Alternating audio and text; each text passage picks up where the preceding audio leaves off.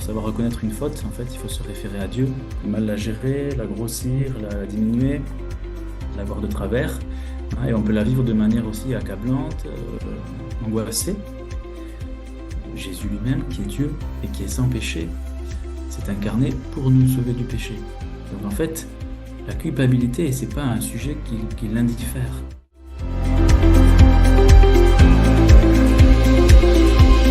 Bonsoir, bonsoir à tous, bienvenue,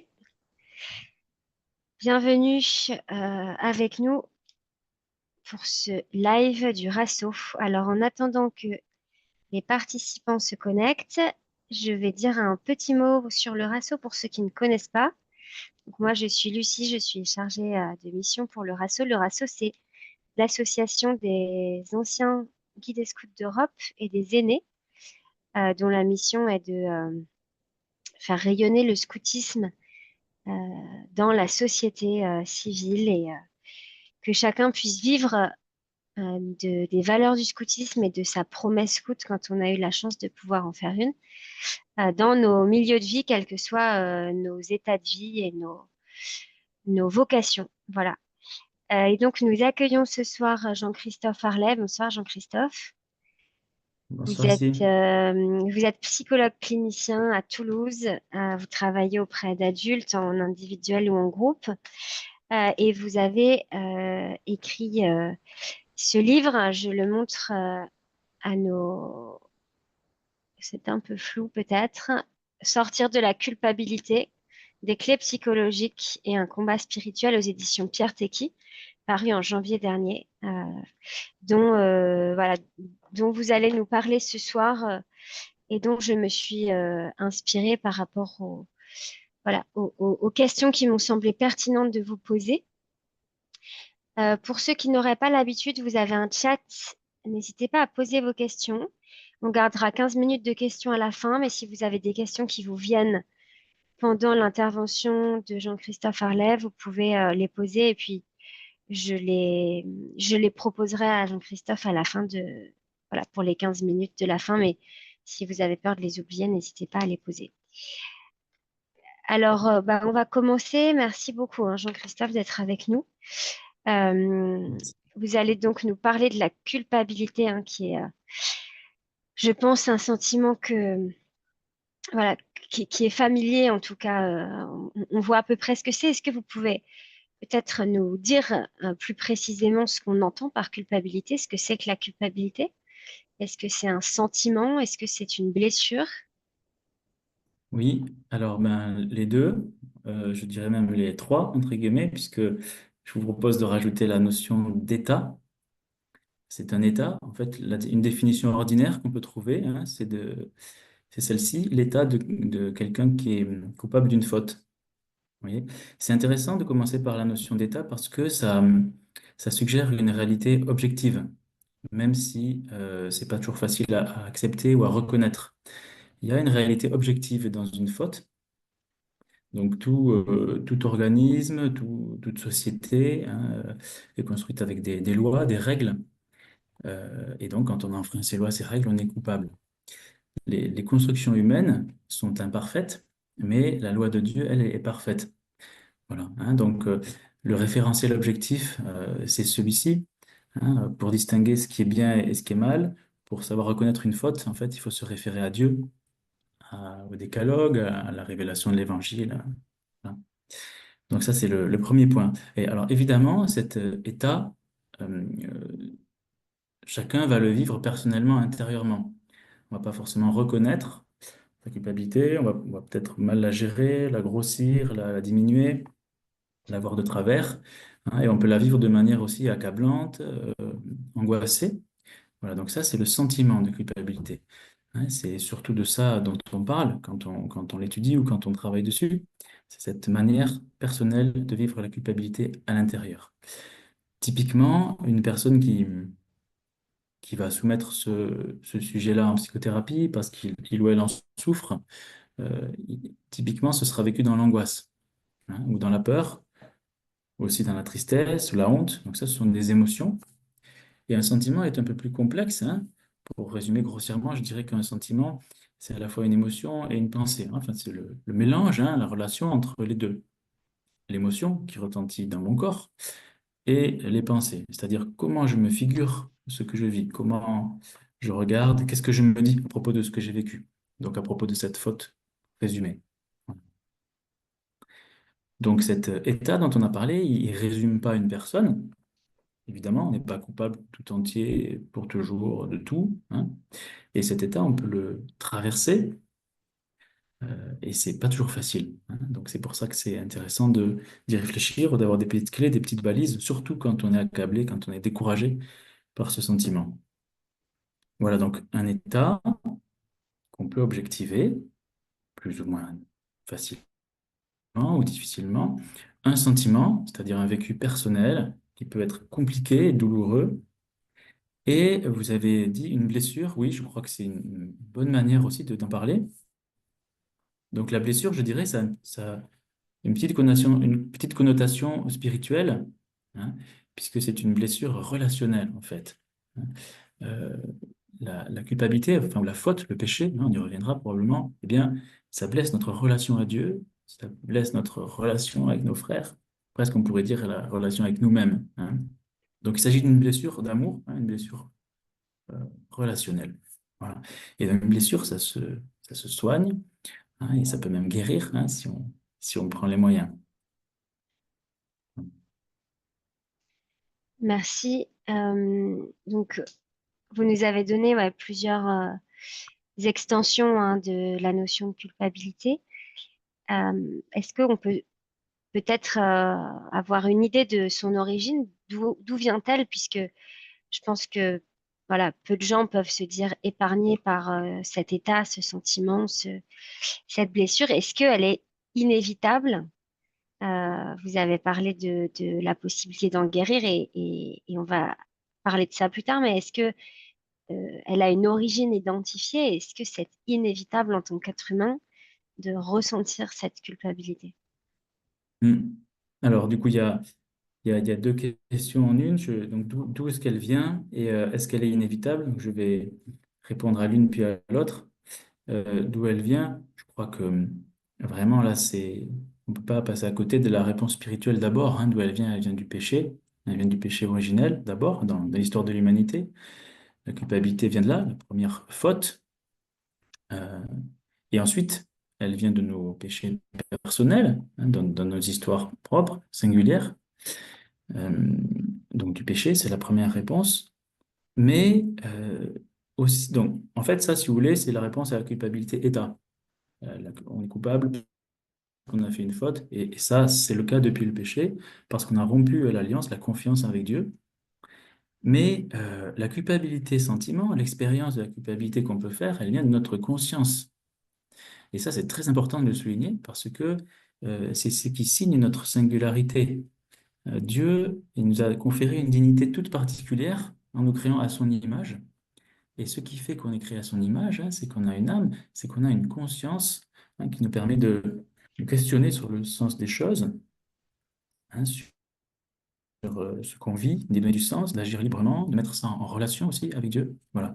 Donc, en fait, c'est notre conscience qui va nous accuser, euh, idéalement, quand on a fait une faute. Voilà. Donc, quand vous dites que certaines personnes se sentent à l'abri, ou bien c'est parce qu'elles ont une vie très vertueuse, ou bien c'est parce que leur conscience ne les accuse pas, parce qu'elles n'ont pas le sentiment d'avoir fait de faute, ou bien c'est parce qu'elles ne le voient pas, ou bien c'est parce qu'elles ne veulent pas le voir, hein. Voilà. Tout ça est possible, tout ça est possible d'ailleurs de manière changeante d'un jour sur l'autre pour une même personne, hein. Voilà. Donc ça vient du péché, ça vient euh, du péché originel, de notre péché personnel et de notre conscience. Parce que notre conscience nous éclaire, notre conscience va nous permettre de nous demander si ce qu'on a fait est bon ou pas, elle va nous alerter, on va souffrir intérieurement si on fait l'expérience d'un mal commis, que ce soit d'ailleurs le nôtre ou celui de quelqu'un d'autre. Voilà, donc notre conscience dit quelque chose de notre condition de créature particulière et de notre rapport à Dieu. Alors, la culpabilité, elle peut aussi venir d'une erreur de discernement. Parfois, on peut se sentir coupable alors qu'on ne l'est pas vraiment. c'est pas si rare quand on a vécu des traumatismes psychologiques, en particulier loin en arrière, dans l'enfance, hein, quand on a été violenté ou maltraité. Il arrive qu'on ne voit pas clairement, on voit pas clair en fait sur ce qui nous est arrivé. L'estime de soi est si fragilisée que on n'a pas les éléments pour distinguer la responsabilité de l'autre dans ce qui nous est arrivé. Et en fait, du coup, l'écueil le plus ordinaire dans ces cas-là, c'est de s'accuser soi-même, de s'attribuer trop de responsabilité dans la souffrance qu'on a, ou le malheur qu'on vit, ou les choses négatives qui se passent. Voilà, donc ça peut aussi venir de là, la culpabilité, c'est-à-dire d'une erreur de discernement liée à des blessures, hein, relationnelles. Voilà, c'est des réponses rapides, hein, mais éventuellement on reviendra sur un point ou l'autre. Maintenant, est-ce qu'elle est inévitable? Alors, euh, je répondrai en trois temps. Je dirais d'abord oui, ensuite oui, et puis non aussi. Alors, je vais essayer de développer rapidement. Euh, D'abord oui, si on regarde le passé. Si on regarde au passé, l'expérience nous montre que, ben voilà, qui n'a jamais péché parmi nous, qui a jamais fait de bêtises. Donc, l'expérience nous montre que oui, ça fait partie de notre chemin sur la terre, ça fait partie des choses qui nous arrivent. Le combat spirituel, la lutte, hein, contre le mal, contre le péché, c'est, c'est, c'est le quotidien, en fait, hein, de tout chrétien. On reconnaît, hein, dans l'Église, la dignité particulière de Marie, qui, elle, ne porte pas de culpabilité propre, hein. Voilà. Pour nous autres, c'est facile de vérifier que on a souvent fait des bêtises. Donc, de ce point de vue-là, si on regarde au passé, si on regarde sa propre expérience, ben oui, il semblerait que ce soit inévitable. Euh, Ça, c'est pour la culpabilité qui nous concerne directement. Je répondrai encore oui pour la culpabilité indirecte. Ce que je veux dire par là, c'est que le mal, le péché, euh, frappe l'Église, euh, frappe nos semblables, euh, frappe le monde, et les chrétiens, et je dirais même en particulier les saints, ne sont pas indifférents à ça. Jésus lui-même, qui est Dieu et qui est sans péché, s'est incarné pour nous sauver du péché. Donc en fait, la culpabilité, c'est pas un sujet qui l'indiffère.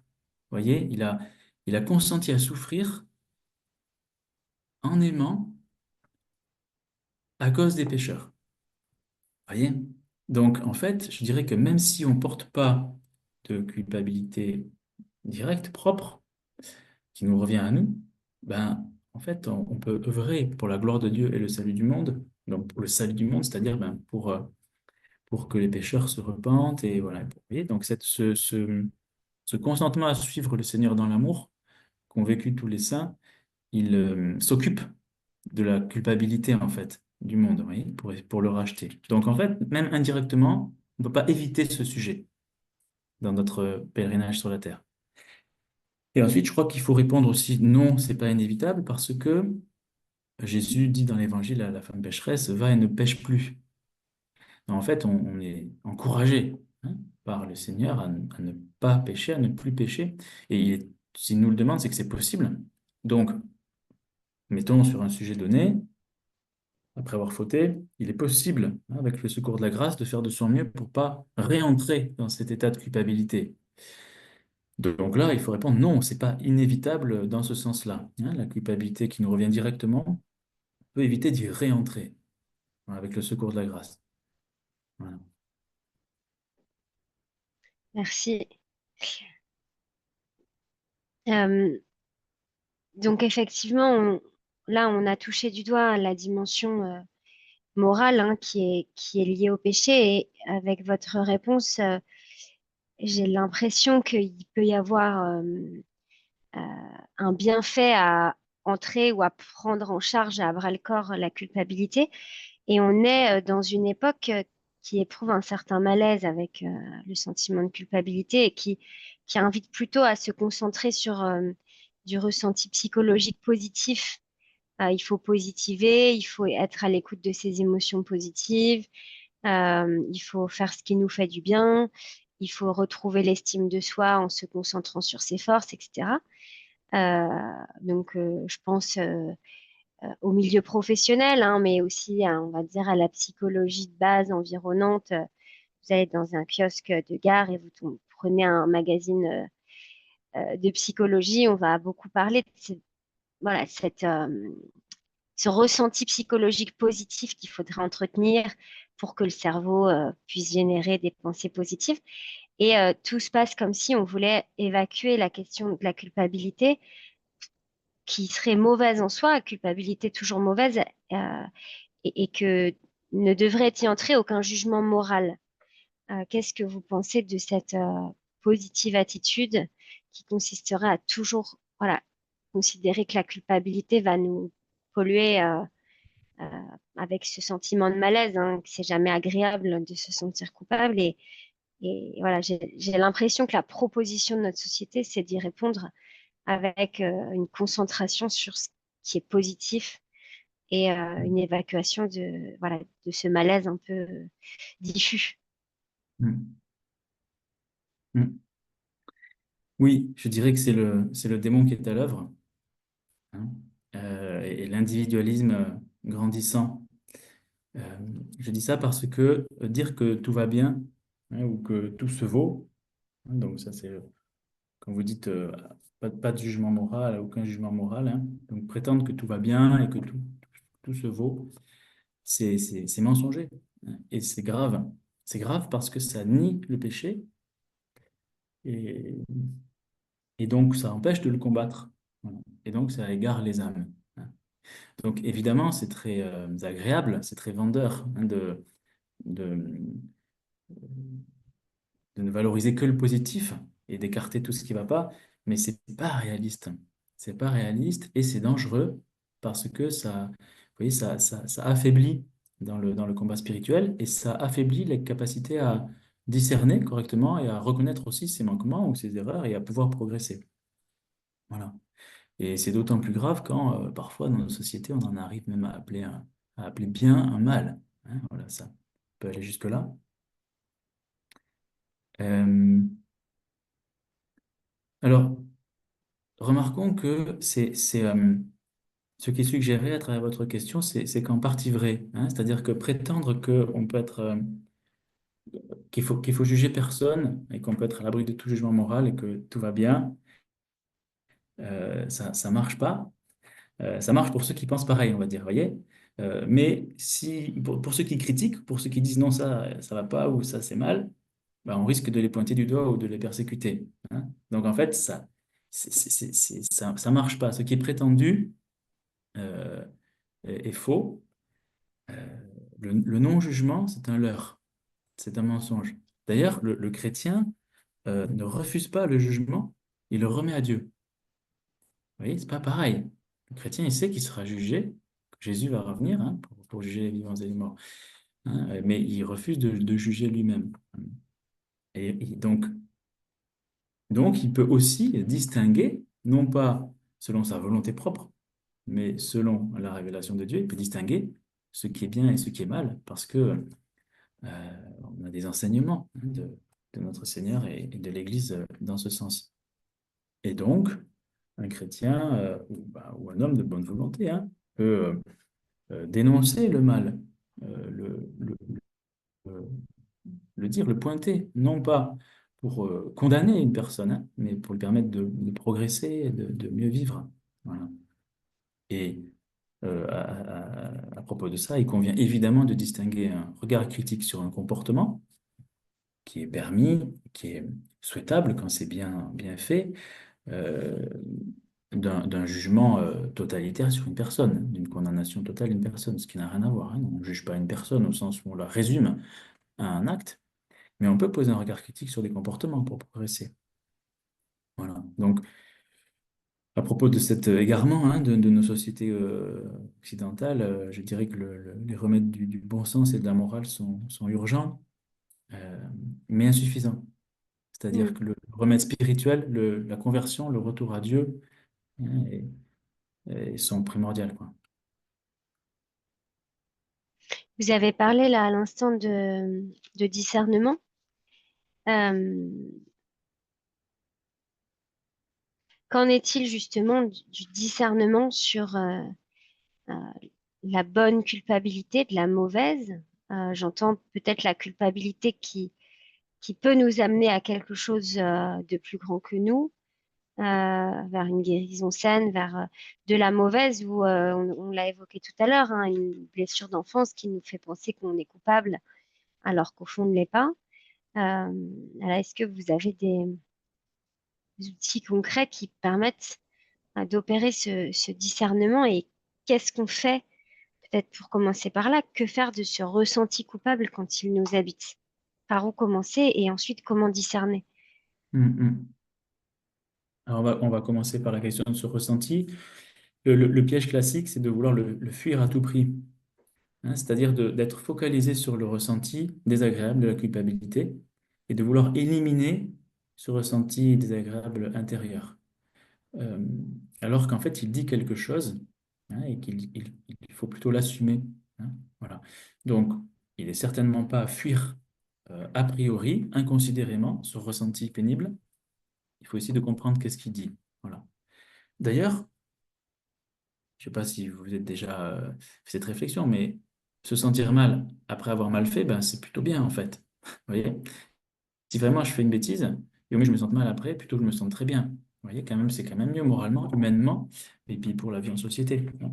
Donc en fait, ce ressenti, il a quelque chose de normal, ce ressenti négatif, il faut que je puisse l'assumer et que je puisse réagir surtout, hein. Donc si on ne le fuit pas inconsidérément, qu'est-ce qu'on en fait? Ben, je propose de mentionner rapidement les quatre étapes, hein, que je propose dans le livre. La première étape, pour réagir donc, hein, face à sa culpabilité, ce sont des grandes lignes, hein, mais évidemment, on peut détailler ensuite et surtout quand c'est plus compliqué dans des cas particuliers. Mais dans les grandes lignes, voilà ce qu'il convient de faire. D'abord, trouver un objet concret. Souvent, en fait, une culpabilité qui est nouée, qui est accablante, qui nous replie sur nous-mêmes, euh, eh bien, il arrive qu'elle n'ait pas d'objet concret. Il arrive qu'on souffre de ça de manière lancinante sur des années, comme une estime de soi qui est assiégée, qui est fragilisée, mais en fait, on ne sait pas vraiment ce qu'on a fait de si terrible. On ne sait pas pourquoi on se sent si coupable, si nul, si indigne. Et c'est vraiment important, même pour la raison, hein, pour la santé psychologique, de confronter ce sentiment, de se dire, mais qu'est-ce que j'ai fait? De quoi ça parle? Concrètement, de quoi je peux m'accuser? La première étape, c'est de trouver un objet concret. C'est quoi la faute? Qu'est-ce que j'ai fait? Qu'est-ce qui me revient? Voilà. Et si je ne parviens pas à trouver ça, ben, je vais me traiter comme je traiterais quelqu'un d'autre. C'est-à-dire, je ne vais pas condamner quelqu'un ou l'accabler si je ne sais pas ce qu'il a fait de mal ou s'il n'a rien fait, hein. Donc, ça peut nous donner de la force pour repousser notre culpabilité, hein, pour euh, déjà commencer à la combattre plutôt que de la subir simplement. En revanche, si on trouve un objet concret, si je peux identifier quelle est ma faute, qu'est-ce que j'ai fait concrètement, quelle photo, quel moment, quel acte. Alors, je peux passer à la deuxième étape. Il s'agit de reconnaître cette faute, cet objet concret, comme un mal, parce que ça ne va pas toujours de soi. Parfois, on sait très bien de quoi on s'accuse concrètement, on a la photo, on a le souvenir, mais c'est pas forcément un mal, pas forcément une faute. Peut-être que ça nous inquiète, peut-être que ça nous inquiète pour plein de raisons, hein. Qu'est-ce que l'autre va en penser? Est-ce qu'il va être blessé? Est-ce que j'aurais pas dû faire ci? On m'a toujours dit de faire ça, mais c'est pas forcément un mal. D'accord? Et ça, c'est une deuxième étape de discernement. Et je peux demander de l'aide éventuellement à cette étape-là. Je peux demander à une personne de confiance, hein, un conseil avisé. Pareil, si je ne peux pas reconnaître ça comme un mal, ça va me donner des forces pour combattre cette culpabilité, pour la regarder différemment, pour y répondre. En revanche, à nouveau, si je peux valider cette étape, si je reconnais que ce que j'ai fait, c'est une faute, en conscience, hein, donc c'est vraiment un discernement personnel, qui peut être éclairé évidemment, eh bien, si je reconnais ça comme une faute, il faut réagir. Ça, c'est la troisième étape. Et c'est une étape qui est facilement négligée, mais qui est primordiale, hein. Il ne faut pas en rester à constater ce que j'ai fait de travers. hein. Il faut réagir pour un bien, pour un bien. Si je précise pour un bien, c'est parce que, en fait, cette étape-là, cette réaction, après avoir reconnu une faute, c'est pas, idéalement, c'est pas juste une démarche d'hygiène intérieure psychologique. C'est pas juste se sentir en règle. C'est vraiment réengager ma liberté dans le sens du bien, hein. Et donc, si on regarde ça d'un point de vue spirituel, en tant que chrétien, c'est vraiment revenir à Dieu, alors que voilà, j'étais sur un autre chemin. Et ça, c'est le chemin de sainteté, c'est ce qu'on a à vivre tous les jours, hein. Se relever, se repentir, se rechoisir le bien. Et ça passe par des choses très concrètes au quotidien et qui sont très bonnes, à la fois pour la santé psychologique, pour la santé relationnelle, pour la santé de l'âme. Voilà, demander pardon quand je me rends compte que j'ai pas été juste, faire un petit geste en réparation si c'est à ma portée, euh, faire une prière intérieurement pour demander le secours du Seigneur, prendre la résolution de changer ce comportement. Vous voyez, en fait, c'est des choses très simples qui sont à notre portée tous les jours, mais qu'on néglige très facilement. Et surtout si, en fait, je dirais, plus on les néglige, plus on va les négliger facilement, hein. C'est une habitude qui se renforce. Donc, réagir pour un bien, c'est la troisième étape. Et la quatrième, c'est de ne pas revenir là-dessus, c'est de ne pas revenir sur notre faute, sauf pour un bien. Donc ça, c'est une étape qui est vraiment euh, chouette, hein. C'est vraiment une belle sagesse, je pense, parce que euh, ça va nous aider dans tous les cas. Et ça va nous aider à répondre aussi à la question de la bonne et de la mauvaise culpabilité. Ce que je veux dire par là, on ne revient pas dessus, sauf pour un bien, c'est que si, alors que j'ai bien réagi à ma culpabilité, j'ai reconnu ce que j'ai fait, j'ai reconnu que c'est mal, j'ai fait quelque chose pour réagir, si, alors que j'ai fait tout ça, je me laisse encore attraper par un discours accablant, vous voyez, qui agite un peu mon orgueil. Ouais, si le souvenir de ma faute il revient pour pour m'accabler, pour me décourager, il faut pas que je rentre là-dedans, pas que j'écoute ça. Je reviens au présent, à ce que j'ai à vivre. Donc je reviens pas dessus. Sauf pour un bien. Ça veut dire quoi? Ça veut dire que si le souvenir de ma faute sert un bien, si par exemple ça m'aide à pas recommencer, parce que je m'en souviens et je m'apprêtais à refaire la même chose, je me souviens que j'en avais souffert et qu'il vaut mieux pas y aller, ou si ça m'aide à être plus humble ou à prier le Seigneur plus volontiers, ben alors c'est très bien. Ah, vous voyez, dans ces cas-là, le rappel de ce que j'ai fait de mal n'est pas une menace, ça va me servir, ça va servir un bien.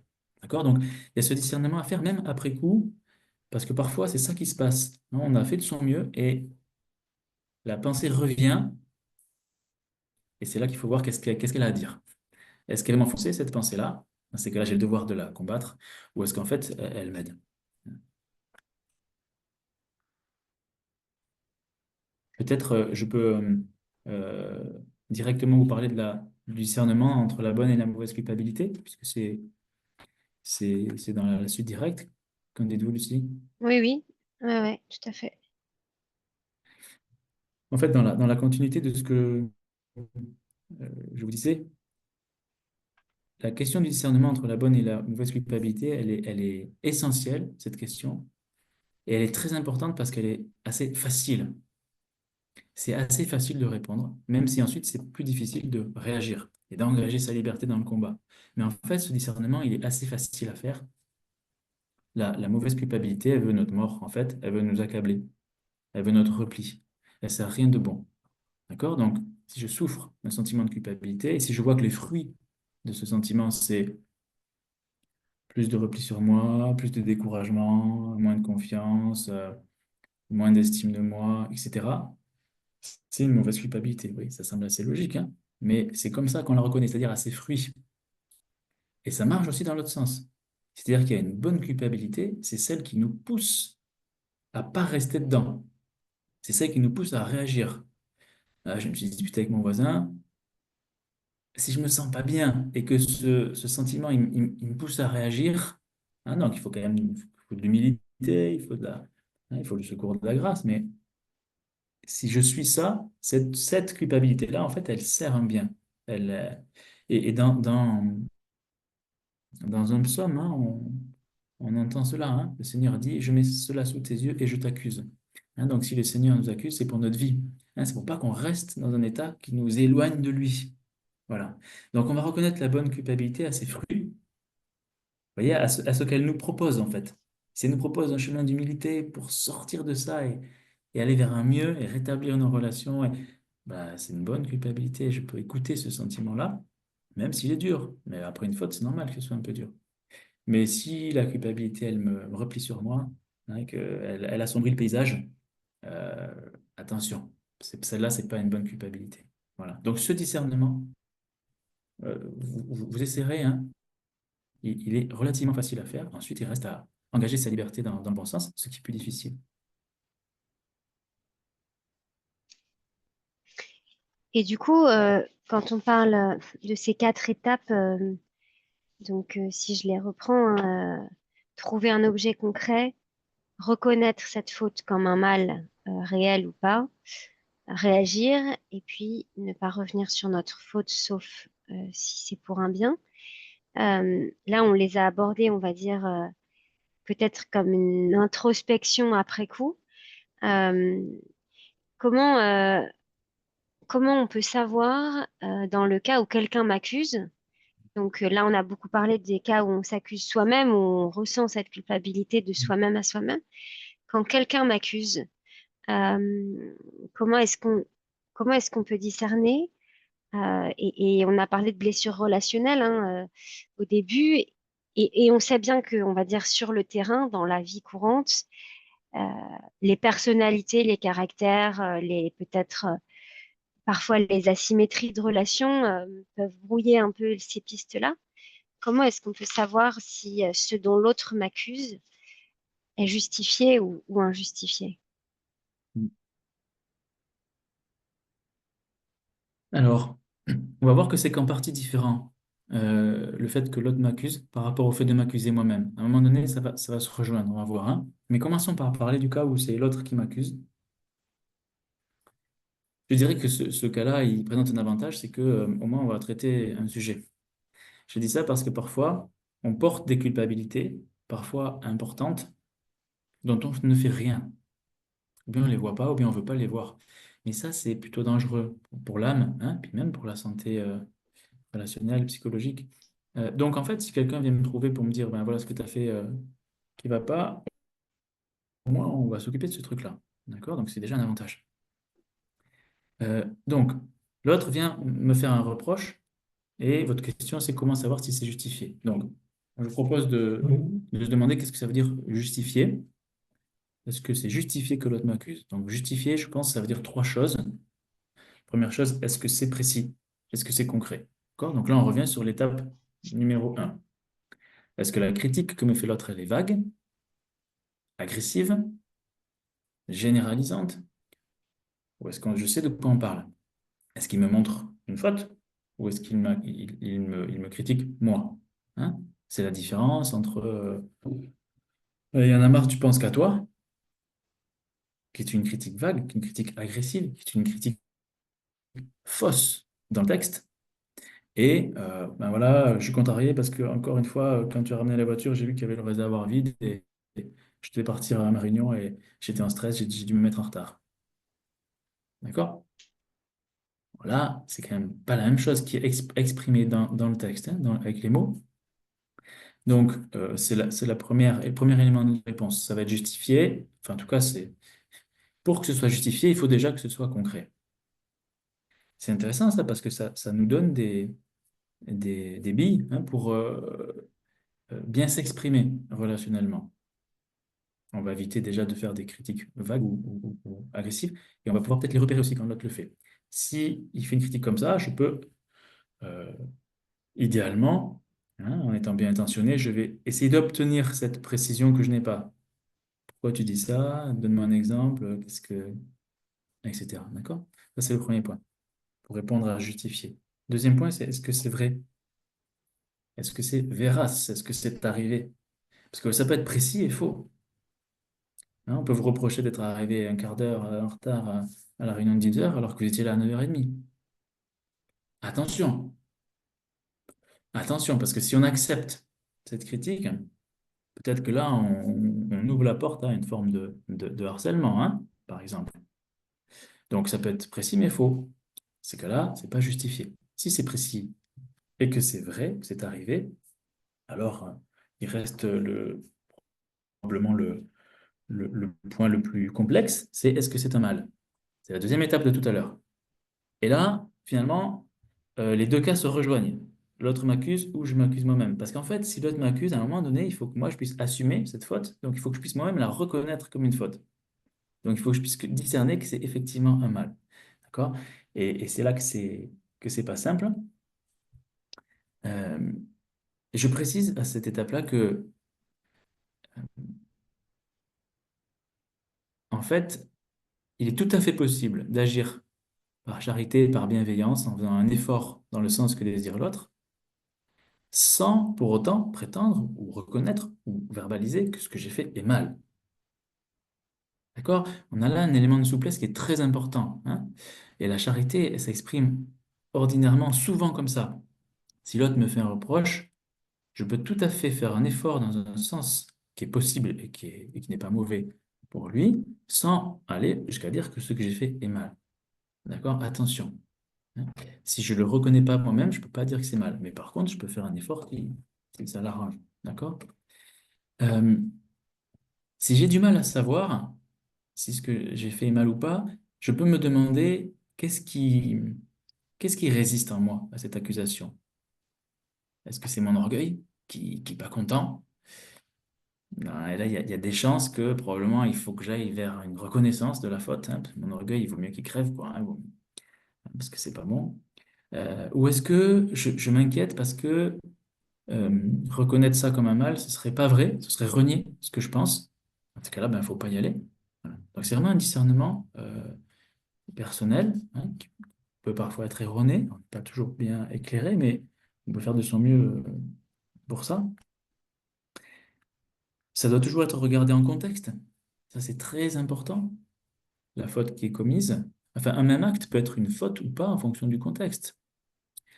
Euh, Si j'arrive un quart d'heure effectivement en retard en réunion, parce que cette réunion, elle me barbe et que j'en avais marre de toute façon et que tant mieux si je loupe un quart d'heure, et peu importe ce que les autres en pensent, bah, c'est une faute. Si j'arrive un quart d'heure parce que quelqu'un m'est rentré dedans sur la route et que j'ai dû faire un constat, et qu'en plus je me suis dépêché pour pas être en retard, vous voyez, il n'y a pas de faute en fait. Et c'est valable pour plein de situations. Donc il faut pouvoir apprécier un contexte, et ce contexte permet parfois de, euh, comment dire, se rendre compte du degré de responsabilité, hein, de la personne dans sa faute. Voilà. Euh, je dirais encore qu'il est important de distinguer le fond et la forme.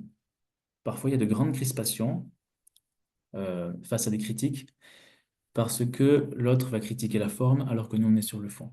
Si par exemple, je suis sollicité sur un sujet qui me tient à cœur, je peux peut-être m'emporter et je peux peut-être être absolument sûr de moi sur le fond, mais ça ne me donne pas le droit d'être agressif dans la manière de l'exprimer, par exemple. Vous voyez?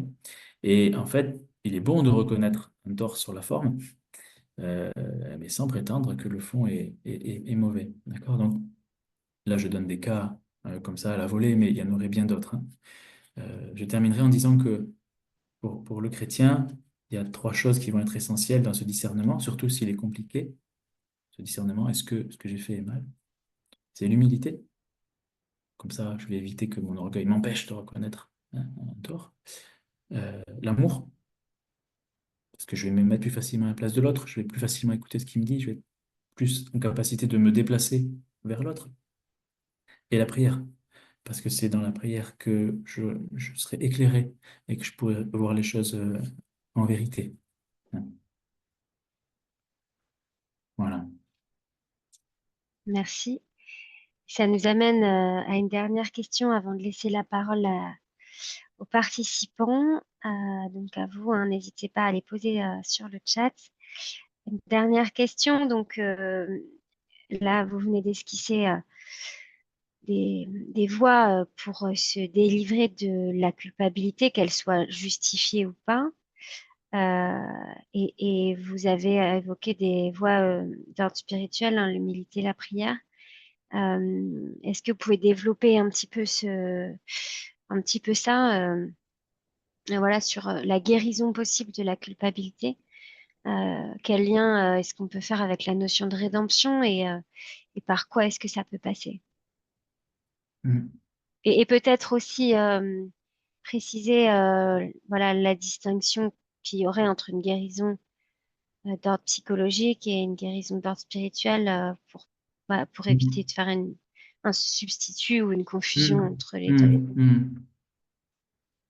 En fait, ouais, pour la distinction, je, je dirais que le chemin, en fait, il doit toujours être spirituel. Là, je parle en tant que chrétien, hein, témoignage des chrétiens. Donc, pourquoi le chemin est toujours spirituel? Parce qu'en fait, il va vers Dieu.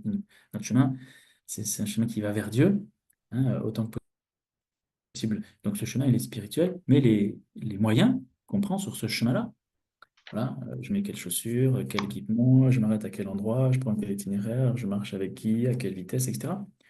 Les moyens peuvent être naturels et notamment psychologiques, hein. Voilà, donc notre intelligence, nos émotions, nos comportements, le rapport des trois, là, c'est ce qu'on appelle psychologie. Voilà.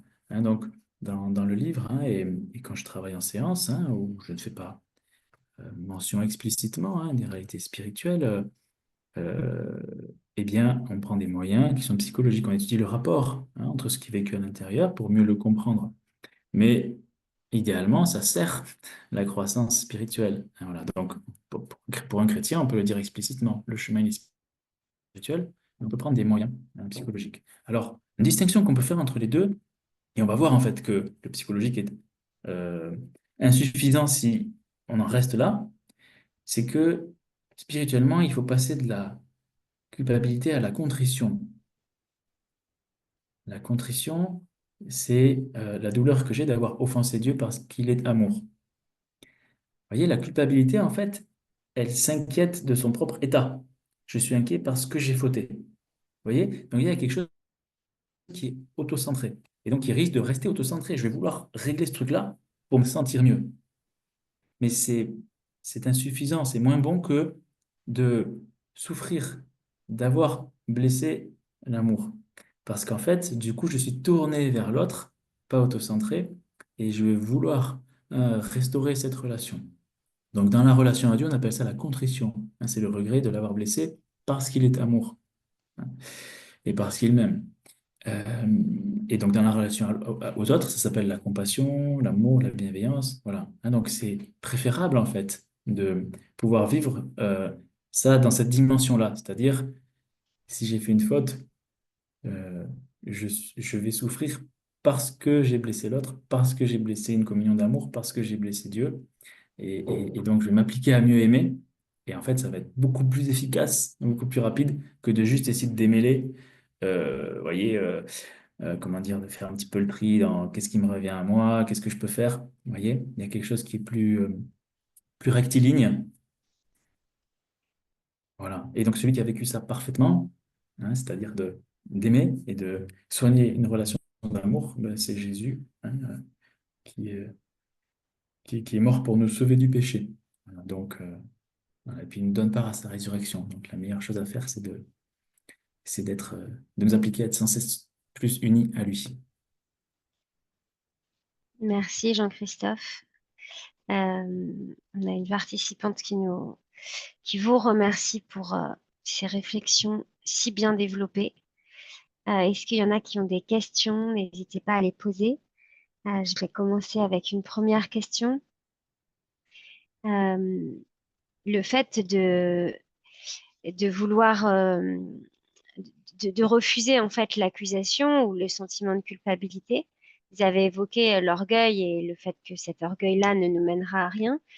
Euh, mais comment faire quand on a du mal à entendre les reproches, même quand ils sont constructifs, qu'ils sont bienveillants, et que ces reproches nous envahissent hein, comme une bouffée d'émotions qu'on a du mal à gérer, et que cette mauvaise gestion émotionnelle est plus due à la peur de ne pas être aimé qu'à l'orgueil, en fait. Est-ce qu'il y a des remèdes ou peut-être des méthodes ou des outils qu'on peut appliquer pour lutter contre cette difficulté qu'on a à entendre un reproche constructif ou voilà, quelqu'un qui nous, voilà, ce qu'on pourrait appeler, je crois, la correction fraternelle ou quelque chose comme ça, et qu'on aurait du mal à vivre même quand elle est bienveillante, aimante, par peur de Mm, ne pas être aimée en fait.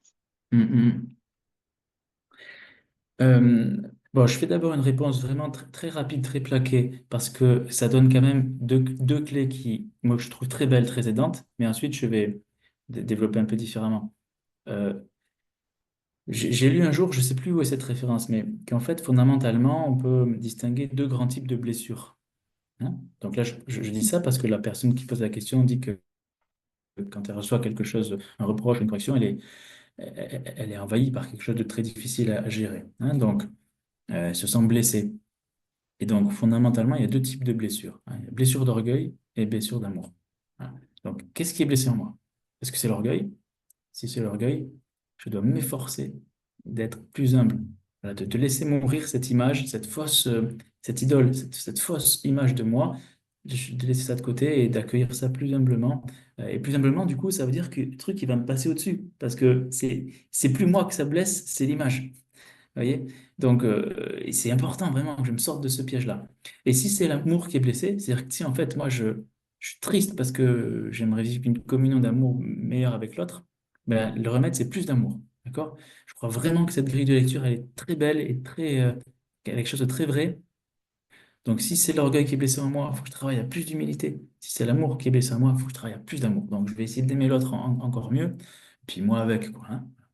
Donc voilà, ça c'est pour une première réponse rapide. Ensuite, ce qui est fréquent, hein, si je regarde mon expérience de psychothérapeute, c'est que ce genre de difficultés très crispées, très automatiques, vous voyez, qui nous débordent comme ça, soient reliées à des traumatismes psychologiques. Hein. En fait, voilà, c'est relié dans notre histoire à des événements qui ne sont pas réglés, des blessures du passé. Hein. Et donc, en fait, questionner ça en thérapie, en séance, ça peut permettre parfois de retrouver le lien avec ces épisodes-là et d'y travailler sur ces épisodes-là. Vous voyez? Et ce genre de travail, il vise deux choses. D'abord, une libération émotionnelle, c'est-à-dire un trauma est un trauma parce que il est comme pas fini à l'intérieur. C'est comme si ce truc-là était pas réglé. Et donc, il y a des émotions qui sont comprimées, qui sont nouées, qui sont encore vives, presque telles quelles, en fait, comme pendant l'épisode du passé. Et donc, en fait, de pouvoir revisiter ça, ben, ça peut permettre une libération émotionnelle. C'est-à-dire que ces émotions circulent. Elles peuvent circuler, elles peuvent être exprimées parce que justement, il y a la sécurité et les ressources pour ça. On n'est plus dedans. On n'est plus pris par surprise, par effraction, par... On est après, on est au calme. Et donc, les choses peuvent se dire et peuvent s'exprimer. Et donc, les émotions circulent. Et si ces émotions-là, elles alimentaient ma difficulté à faire face aux reproches, ben, du coup, ça va contribuer à calmer un peu les choses. Première chose, libération émotionnelle. Deuxième chose que vit ce travail thérapeutique, c'est une relecture de l'événement. Parce que l'émotion a descendu, ben, du coup, je peux réfléchir beaucoup plus facilement et je peux regarder l'épisode différemment et me rendre compte de choses dont je ne m'étais pas rendu compte alors.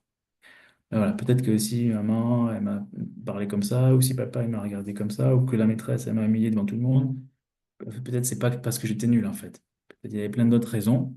Et ces raisons-là, il arrive que les patients vraiment les conscientisent et les accueillent et les acceptent. Et ça, c'est quand même pas rien. Vous voyez, parce que jusqu'à présent, ils portaient, si ça s'est passé, c'est que je suis nul. Vous voyez, voilà. Donc c'est un élément de réponse. Je ne prétends pas que c'est la piste qu'il faut pour la personne qui pose cette question, mais c'est pas si rare hein, que ce soit ça qui soit en cause. Et puis je dirais aussi, un piège dans ce genre de difficultés qui sont douloureuses, c'est de vouloir trouver une sortie, une porte de sortie à ça rapide, de vouloir régler le problème vite, de vouloir être délivré de ce truc-là. Et il est très probable que, ordinairement, en fait, le Seigneur permette que ça continue parce que si on lutte contre ça, eh ben, ça va provoquer plus de bien. voyez? Que si juste ça nous est enlevé comme ça. Voilà, je ne sais pas du tout ce que le Seigneur veut pour la personne qui pose la question, mais je suis convaincu que dans nos chemins de vie, il y a cette réalité-là. Des fois, il y a des difficultés qui sont permises parce que de les combattre, ça sert un plus grand bien que juste d'enlever ça d'un seul coup, hein. Donc, courage dans les luttes qui durent comme ça, et je crois qu'il faut mener les combats un jour après l'autre. Et voilà, cette méthode laborieuse, voyez, plus laborieuse que parfois de trouver un souvenir qui alimente tout ça, mais elle est très bénéfique, elle est très vertueuse de s'appliquer une fois après l'autre et on gagne du terrain. Ouais. Merci. Vous m'entendez toujours parce que j'ai eu l'impression que mon casque a... Non, c'est bon. Moi, je vous entends. Ok. Une autre question qui nous vient, comment faire quand il n'y a pas de coupable? Quel échappatoire quand il n'y a pas de coupable? Alors, la question n'est pas illustrée par un exemple. Euh, j'imagine qu'on peut parler d'une situation où une circonstance de la vie vient mettre des personnes dans une situation négative ou qu'on n'a pas voulu et qu'il n'y a personne de coupable, simplement un concours de circonstances. Est-ce que le, la psyché humaine vient chercher un coupable? Je développe un peu la question parce que je pense que c'est à ça que ça fait référence. Est-ce qu'on on a spontanément envie de trouver un coupable pour avoir un os à ronger, justement, pour trouver l'objet concret?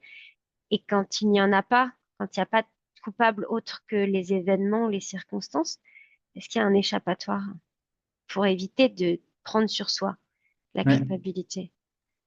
Pas sûr d'avoir les réponses vraiment là qui conviennent parce que sans exemple, c'est difficile, mais ce qui me vient, c'est que d'abord, le fait de ne pas identifier de coupable n'empêche pas d'exprimer ses émotions, notamment sa colère, et c'est permis d'en parler à Dieu. C'est permis de dire à Dieu, je souffre, je suis en colère, aide-moi.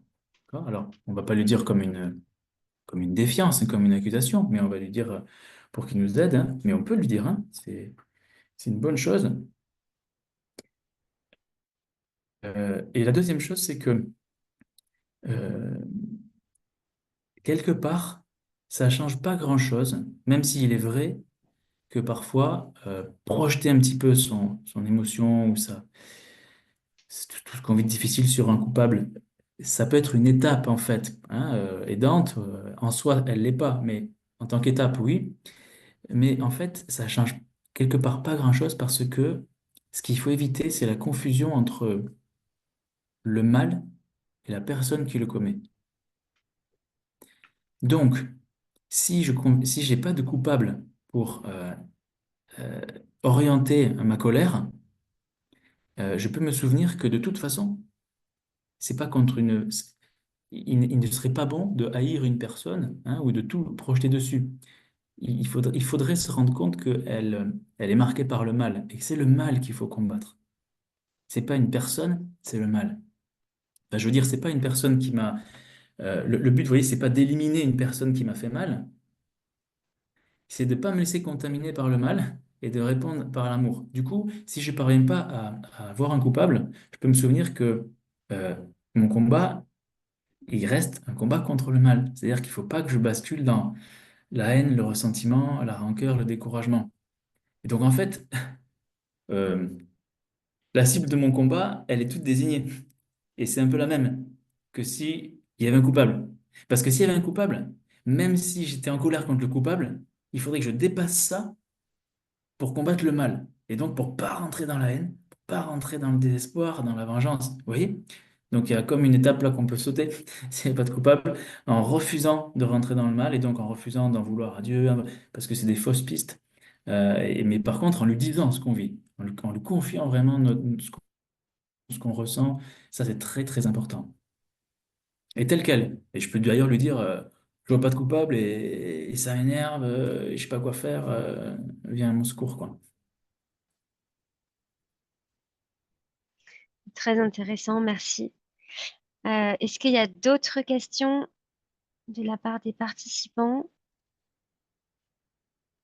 Là, j'ai des merci. C'était effectivement très clair ouais, et passionnant. Je rappelle le titre de votre livre, Sortir de la culpabilité, des clés psychologiques et un combat spirituel aux éditions Teki de Jean-Christophe Harlet. Voilà, que c'est un ouvrage qui se lit facilement et j'ajouterais que voilà, j'ai trouvé qu'on peut aussi le parcourir de façon non linéaire et aller y chercher aussi tel ou tel élément et j'ai trouvé ça du coup voilà facile de lecture et à la fois accessible et très profond. Je le recommande à ceux qui nous écoutent. Voilà. Merci beaucoup, Jean-Christophe. Merci. La conférence sera disponible sur YouTube. Euh, je fais un petit mot sur la suite. On est dans un cycle de 3 conférences, même 4. La prochaine aura lieu le 3 octobre sur les blessures d'enfance par une autre psychologue qui s'appelle Bénédicte Sillon. Donc, identifier ces blessures d'enfance et pouvoir en guérir. Et puis, le cycle se terminera par 2 conférences avec des thèmes qui touchent justement à toute cette notion qu'on a abordée avec vous, Jean-Christophe, par rapport à la notion de péché. C'est une conférence sur la jalousie et une conférence sur le pardon. Donc, nous clôturerons ce cycle par conférence sur le pardon et vous retrouvez les dates sur le site du RASO. Et je rappelle que ces conférences sont ouvertes. N'hésitez pas à en parler autour de vous à des personnes qui sont étrangères au scoutisme ou autres. Il n'y a évidemment pas d'exclusivité voilà, pour les scouts. Le but, c'est vraiment d'en faire profiter le plus grand nombre. Merci beaucoup, Jean-Christophe. Merci encore. Et merci à vous Merci d'être aussi. venu nous écouter. Bonne soirée. Au Merci, bonne revoir. soirée. Au revoir.